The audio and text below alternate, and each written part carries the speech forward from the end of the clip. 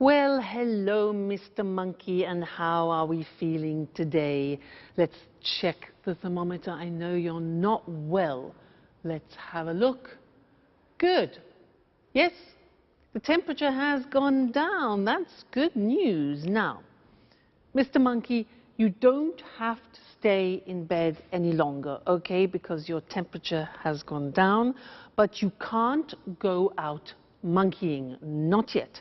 You must stay indoors for another 3 days because you're not strong enough to go out yet, all right? You mustn't be too energetic.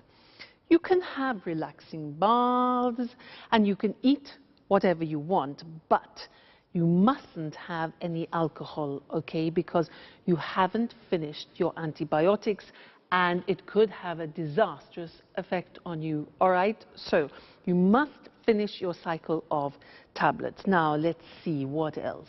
Oh, yes, and you must drink a lot of water, maybe 5 liters a day, if you can manage that, okay? Good. So, oh, and you don't have to pay me until you're better, okay, Mr. Monkey? So, take very good care of yourself, and I will come back tomorrow and check on your condition again, okay? So, goodbye, Mr. Monkey. See you tomorrow. I became a nurse to show you other ways of using modal verbs. Now, so far we have studied can, could, and may. And these are verbs which help to change the meaning of the verb which comes after. They're called modal verbs. And here we were using verbs of obligation. Very interesting. Let's look at the screen and see those. Now, let's first go back to permission. Remember, we talked about can is a form of expressing permission, and I was giving him permission to do things. For example, you can eat whatever you want, you can go for walks, and you can't, however, that's not giving permission, you can't go monkeying or you can't go to work, all right? Then I talked about obligation, and this is very interesting. I used the verb must.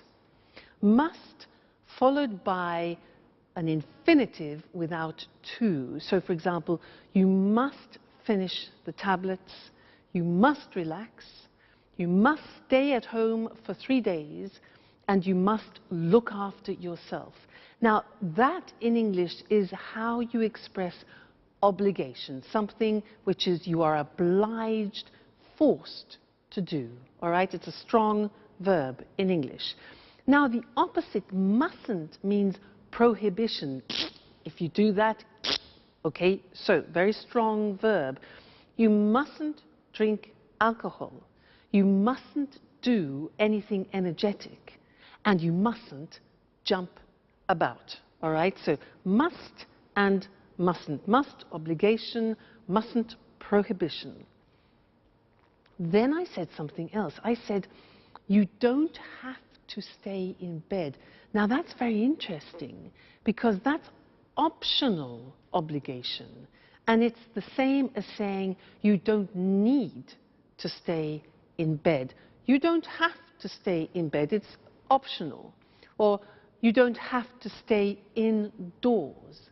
I also said you don't have to pay me. It means it's not necessary. So that's optional obligation with have to.